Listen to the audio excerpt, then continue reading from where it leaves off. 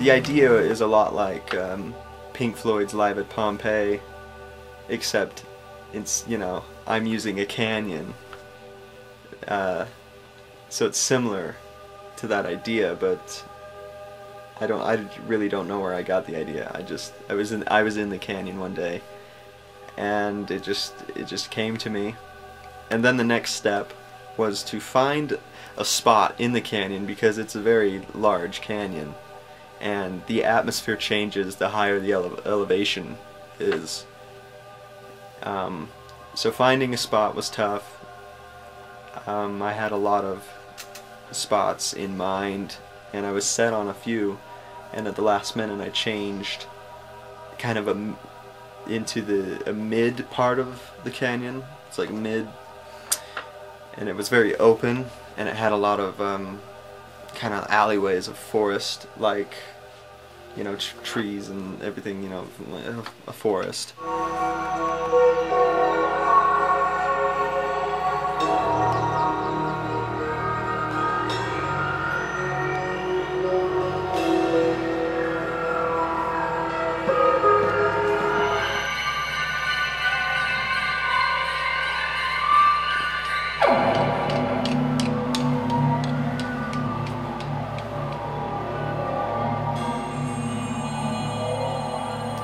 The music is a lot different than the previous albums. To me, it's a step up. It's a lot deeper. It's a lot more personal, just because of the fact that it was recorded in, you know, in my sanctuary, the canyon. But the music it's very, you know, it's very powerful to me, and it will fit in very well with the albums that I listen to while in the canyon, which, to name a few, are some great albums that it will fit in with. Is, you know, Rush's Power Windows, for example. Just the atmosphere of some of those songs on there just fit this landscape perfectly. I mean, it's not just that album. I could go on, but you know, very early Aha as well, and, you know, stuff like that, and, you know, some Tears for Fears, especially, you know, The Hurting. This album will fit in with those albums that I, you know, find so atmospherically powerful, that work in that landscape. This one will fit right in with those. So other musicians' music had a very big impact on this album because of, you know, some of their works fitting so well with the landscape of this place. Look at this over here. Isn't that Rush?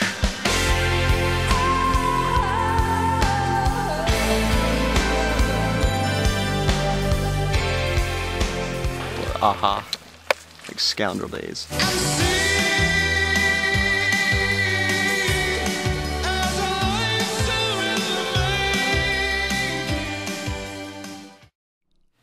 During the recording of those tracks, you know, I wanted them each to have their own sound, so even moving some things around, you know, on like the microphones, and just to get a different sonic perspective. You know, I didn't want every track to have a stream blaring at you. It's just a few that do.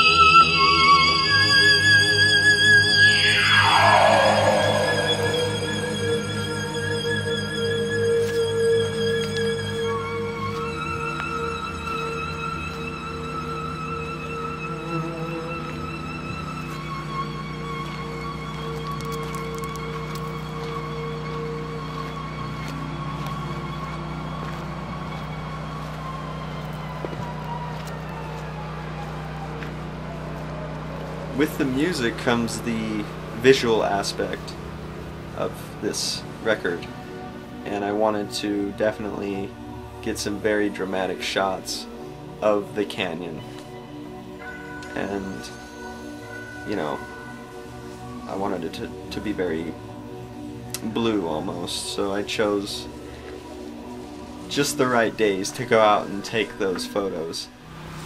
So yeah, now we finished up, just turned everything off. Now Don's gonna go turn the generator off while we take some photos. I wanted to incorporate I had to drive up a lot of steep dirt roads to get to certain spots to get the right angles, but all the photography turned out very nicely in the end. It also is the first album with an original logo. So yeah, this is the first revideolized logo, hand-drawn by the great Tyler Wilkes. And this is the original paper, you know, hand-drawn. So this this logo added a lot to the album cover, and it really just, it has a nice look to it. It fits the revideolized sound very well. It's almost Renaissance looking, has a gothic edge to it, which my music does. So, as you can see, it's all packed up now. RE history was made right here. Revideolized history right here. What's the date today? It's October 17th, 2008. And I'm going to leave the drumsticks that played the cymbals and other things. Everything that was here. Hit. Everything that was percussion. So, probably going to just, whoa!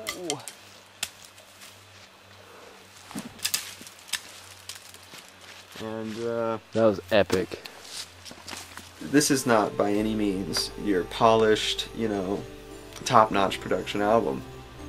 I mean, don't get me wrong, it sounds great, especially loud on very good speakers, and in really nice headphones it sounds good as well. You'll hear little hidden ear candy things if you listen to it with headphones. This album broke down those studio walls, so maybe the next project I'll go back inside those studio walls. I'm not sure. We'll just have to see. I compose, arrange, produce, mix and master all of my own music, and I do all the photography for the, you know, the album sleeves, and I do all my own music videos, film and direct those. So yeah, this revideolized project is 100% me. I'm not trying to do, you know, anything. I'm just being me.